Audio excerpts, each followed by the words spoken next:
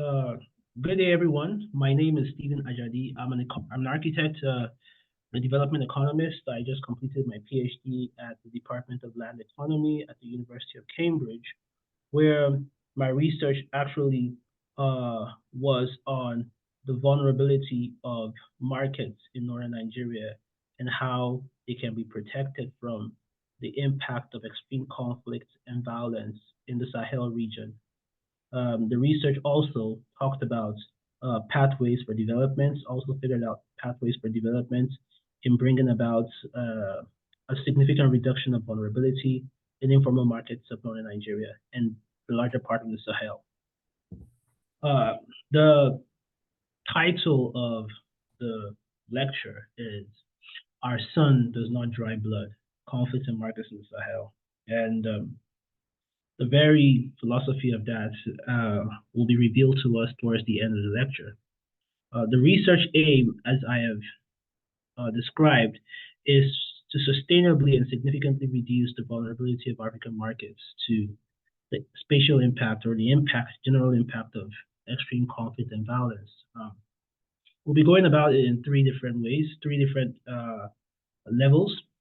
The first level of this lecture will talk about conflict and violence in Africa. The second part, we'll talk about the vulnerability of markets in the Sahel. And then the third part, we'll talk about pathways for development. When it comes to conflict and violence in Africa, Africa happens to be the epicenter of conflict and violence in the world. It has a high density of a lot of instability when it comes to conflict and violence, as in juxtaposition to other parts of the world. When we look at displacement, conflict-based displacement, we will see that since 2018, even as back as 2017, the highest amount of conflict-based displacement in the world has happened in Africa. In 2018, we can see that about 46.4% of the global share of all conflict-based displacement had happened in Africa. In 2021, it spiked up to 69%.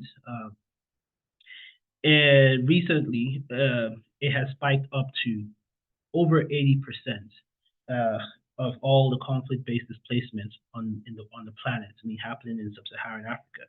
And this does not include the Horn of Africa, which is actually recorded with Middle East and North Africa. So you can understand that about 90% thereabouts of all the conflict in the world, of all the conflict displacement in the world, was happening on a single continent. Even right now, in current times, in 2023, 2024, we can still see that about 45% of all the conflict-based displacement in the world is happening in Africa, despite the huge amount of displacement that is happening in Ukraine and areas like Palestine and other places that are suffering instability outside Africa. As you can see, this map of conflict displacement shows a high density of internal displacement happening in Africa. You can see new names on the list like Burkina Faso spiking really high, Nigeria holding strong, and countries like Democratic Republic of Congo having about over 5 million people displaced in a single year. And if you look at the global map of terror activities, there is a very, very strong concentration of these activities in the Sahel parts of Africa. The Sahel region in Africa is still the epicenter of conflict and terrorism, and it constitutes 43% of the global share of all the deaths of terror in 2022, and it's the data is still holding steady in 2023. In 2007, it just had 1% of all terror-related deaths. That's a huge juxtaposition within a short period of time. And if you look at macro instability in terms of national scales, you can find out that between 2010 and 2022, there's been a huge amount of coups across the world, across Africa, and about 11 of them, about over half of them have been successful, which is very, very, very alarming. If we move down to West Africa, where we have most parts of the Sahel, we can see that deaths from terror compared to situations of famine across the Sahel shows that famine is really not the cause of conflict. This goes against most of the scholarship that we have around these discussions, especially scholarships by research work by people like Paul Collier, who talk about poverty in Africa directly correlating to the amount of conflict going on. Even though there's a complicated discussion of relating famine and poverty, you can see that there is not much extreme high risk of famine in the Sahel part of Africa. And even at that, if you look at the areas of conflict, which are the cloudy, dark areas, you will find out that most of these areas are actually not really on the spots of extreme dearth of food. You can even understand that the scarcity of food sometimes is triggered by the conflict and not the other way around in some cases. Um, Terror deaths and gold mines is a different case. You can notice that the gold mines are the circles that you find here, the colored circles, and you can see that where you find conflict, where you find deaths related to conflict, you can see that most of them are not in spaces where you have lots of gold mines. And this is a very tricky narrative because it doesn't particularly say that where you have extremely high terror deaths is where you don't have gold mines. What it's trying to say is that where you have different gold mines are not necessarily places where you have a lot of terror deaths because most of these places are already controlled and there's so much subjugation going on to the extraction of natural resources across the part of West Africa. It's a different discussion entirely. And we're looking at these juxtapositions of different narratives and different systems of conflict and violence so that we can have a clear spatial understanding of what is going on in West Africa or in Sub-Saharan Africa when it comes to the idea of conflict and violence. If you look at the terrorism tracker here, you can see that while conflict is reducing in areas like Syria and even in places like the Chad, the northeastern Nigeria, it's popping back up in the upper part of the Sahel where you see Burkina Faso and Mali having significant hotspots getting up. So you can see that as conflict is decreasing in some areas and significantly increasing in some areas. So it's very tricky for us to use a narrative of conflict reducing a particular place to describe the entire region. Moving down into Nigeria, which is where this research takes place, we can see that Nigeria is one of the largest economies in the world, has many times been the largest economy in Africa. About over 60% of the economic share of the entire country is informal, and most of these informal spaces are actually markets. Having that in mind, you can look at the amount of impact conflict and violence and agencies of conflict and violence has had on the country, Nigeria. You can see that from 2010 to 2012 and moving on to 19, there's been so much huge impact and activities of Boko Haram in the northeastern part of Nigeria. This has mutated over time as it has extended to different parts of the middle belt. And you can see the Fulani herdsmen have also been have also had very significant footprints across the country. And they have been more mobile across the country in perpetuating a lot of conflict and violence that has actually caused a lot of deaths across over the past few years. If you superimpose most of the activities of bandits, urban thugs, secessionists, and Fulani herdsmen and Boko Haram on Nigeria, you can see that it's a very pretty dense uh, uh, map of activities across the country. So Nigeria is currently very conflicted. It is currently a playground to so many agencies of conflict and violence across. And they are actually spilling into nearby countries like Cameroon. They're spilling into nearby countries like Niger, Chad, and it's a very dynamic situation going on right now. Now, in this particular situation that we have Nigeria in terms of conflict and violence, what exactly is the vulnerability of markets in the Sahel and in Nigeria in particular? This is an example of a map done by Van der Hoe it's not an example, it's a map done by Van der Hoe in 2017. And it shows the location of markets in green and and locations of attacks and loss of life, fatalities in brown circles.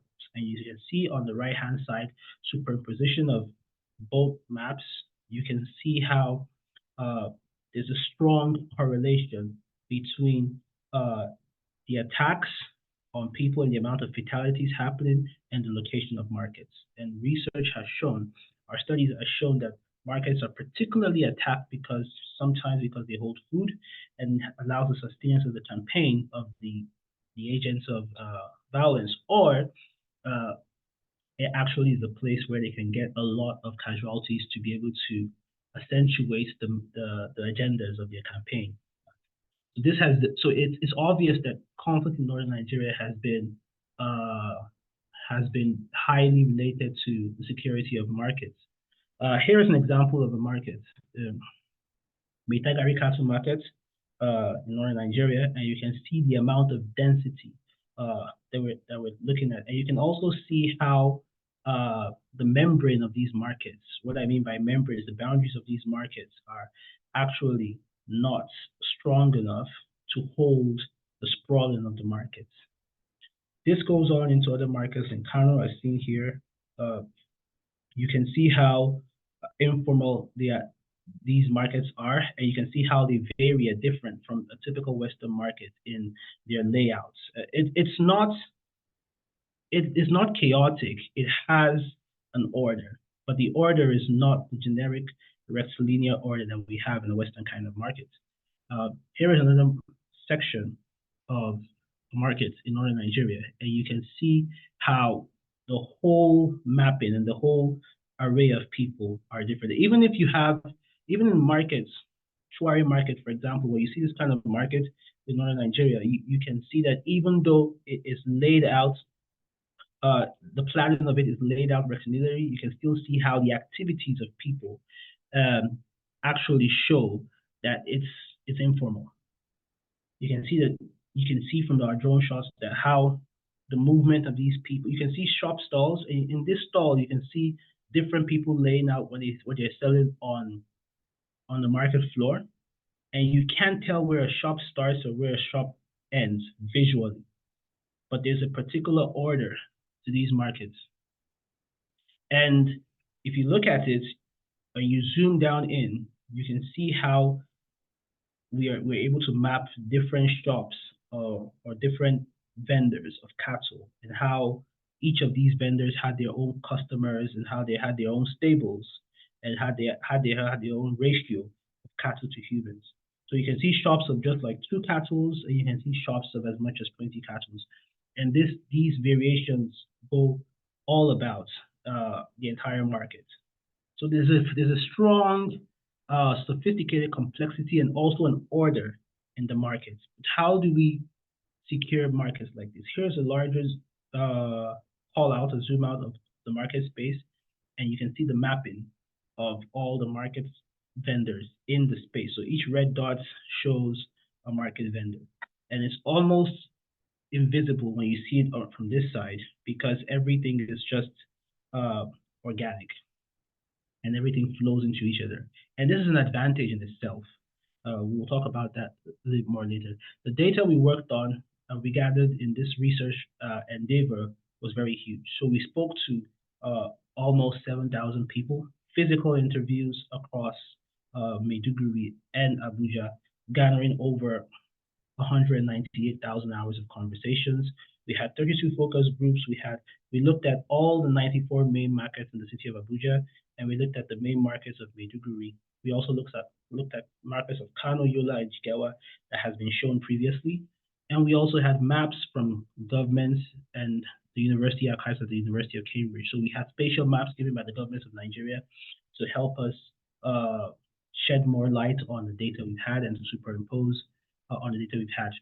Our method was significantly spatial. So we had a mixed method approach of ethnography and spatial analysis, but the methodology itself was highly spatial in the sense that the ethnography was done with the consciousness of spatiality embedded in the process. It was not interviews that we randomly did in a particular place just to be used in spatial analysis, digital spatial analysis. It was planned from the beginning to actually do a spatial uh, ethnographic process on it. And so in this process, it involves interviewing people across a particular city and across different markets, and also the researcher, myself, embedding myself in a particular market, working in the market for 6 months as an inspector, and having firsthand experience of the activities of the market. Uh, Here you can see the progress of our studies in Maiduguri, different studies, and it shows how our interviews and focus groups and spots were actually covering different parts of the city uh, over our different studies. And you can see that by the time we finished our study, every single part of the city had already been covered in terms of interviews and long conversations and focus groups. I mean, this shows how holistic the data sets was uh, in bringing about the insights that we developed. This shows how reliable our insights were. Um, so the markets of Abuja you can see are in black dots, and there are 94 of them.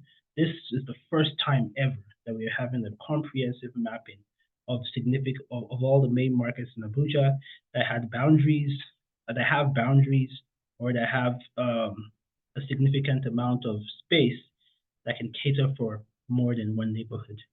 So this map shows a concentration of most of the markets in the upper right-hand side of Abuja, which is where the city is located. And if you juxtapose this with the presence of police, the military, and different civil defense units, you can understand that most of the agencies of security that we have in the city, police, military, defense units, they are all concentrated in the upper right-hand side of the the city. Now, this might be seen as something that is commensurate to where you have markets. But then again, most of the markets in the larger parts of the city, about 93% of the landmass, um, are open to attacks that will not be able to have a very short estimated time of arrival for any defense unit that is coming to the aid of the market. So there's a huge problem, a spatial problem, where you see most of the markets in the open up side, in the lower south and lower southwestern part of the city, opened up to attacks without having a kind of ETA for security forces.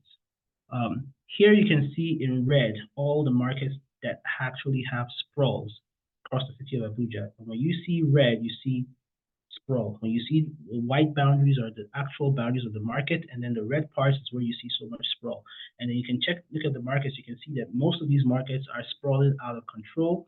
And because of these sprawls, you find it very, very easy for infiltration. You find it easy to monitor the amount of people there. Security becomes extremely difficult, especially when you consider the kind of density that these markets come with. So if these are the levels of vulnerability that we have, which is one of the many levels. I mean, this lecture is too short to go through most of the levels of vulnerability that we have. There are levels of vulnerability specific to different markets. There are levels of vulnerability that have to deal with the methods of management of the people who are managing the markets. There are levels of vulnerability that are actually strongly related to the layouts of the market. There are levels of vulnerability that are related to the demographics of the people in the markets. And so there are many different levels of spatial complexity with these vulnerabilities. But if we look at these vulnerabilities and we look at these spatial gaps, what can we present as pathways for development? I mean, so this research presents pathways for development, not development strategies per se, because these have to be tailored to different space and they have to be done in conjunction with the government. So pathways for development, we looked at policy, formal policy, informal policy, and much more infrastructural design policies. I mean, design endeavors. The first, for foreign policy, we realized that recalibrating the policy of architecture of governance was very important. Increasing cross communication between the government and the communities who have the markets also very, very important. We also noticed that Managing redundancy in policy clusters was very important because there were so many policy groups that were actually not doing anything, and they were put there and to actually create a sort of policy security and policy innovation for the markets, and they actually slowed down the implementation processes of existing policies. So these were the pathways for development that we actually picked out. In the informal realm, if you would, we realized that creating community-centered resilience strategies was very important. And these community-centered resilience strategies were put forward or were advised because we realized that the government itself was not really in a place where they could create timely and sophisticated policy strategies that could be easily implementable for the security of markets. So we had to create some policies and systems and strategies that were very hermetic to external forces and that could be put in place by the community members themselves. Uh, in terms of urban design and infrastructure, we realized that if we put the activities of the government and the activities of the community people together, or we step beyond the hybridities of the government and the community, and we look into the community itself, we realized that investing in sustainable conflict resilient infrastructure was very important. And here comes the question: can we design security into the fabric of markets?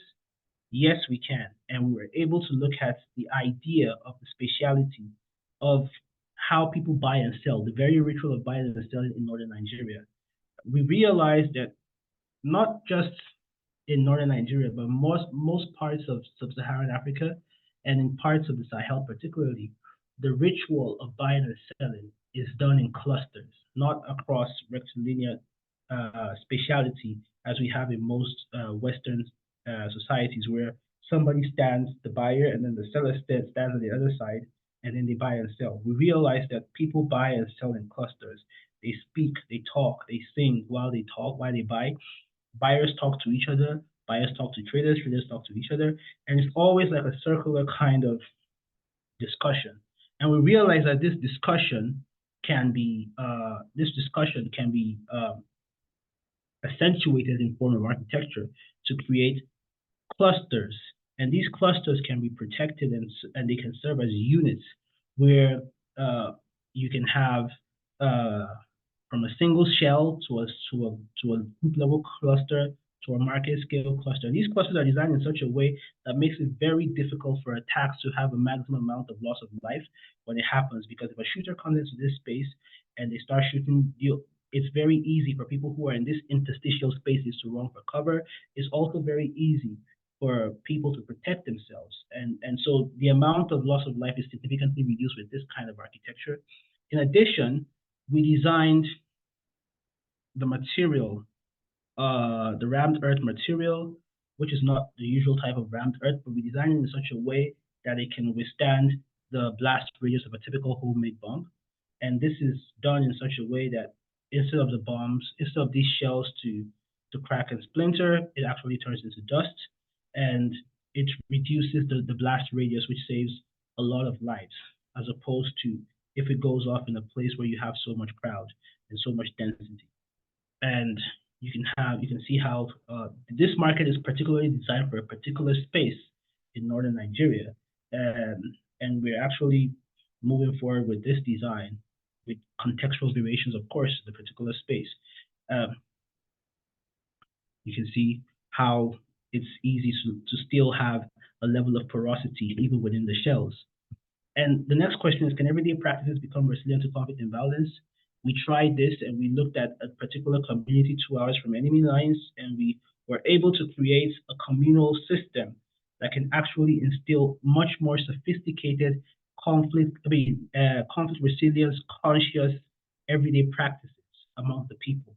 And in this society, we were able to develop infrastructure that brings the communities together in form of a space, a mosque, in form of a community area where they can come and talk. And in this area, it allows them to monitor infiltration. It allows them to monitor who comes in, who goes out. It gives them surveillance. It allows them to organize different informal policies of protection. And we were able to do this with the people. So it was actually implemented in real life in the space, and we were able to teach the people how to build these spaces rather than go there and build it themselves. We actually developed these spaces with the people. So each design phase of the architecture and the urban and the rural planning and the policies were actually done in conjunction with the people. So it was designed with them rather than designed for them. And the knowledge was passed across to them. So we had the Cambridge Initiative for African Urbanism was very, very impactful with the Penumbra Space Foundation in having the first prototype and the first building as a learning process for the people. So not only were the people involved, children were also involved, and children gave insights for their learning spaces, they gave insights for their play areas, and we started building. Right. And they were the ones who actually built it. We sent our people there to teach them how to build, but the most important thing was to create a propagation of this knowledge of building in through conflict resilience strategies. So these people actually have the knowledge to carry on these things after us and beyond us into spaces and territories that we probably might not be able to get to ourselves.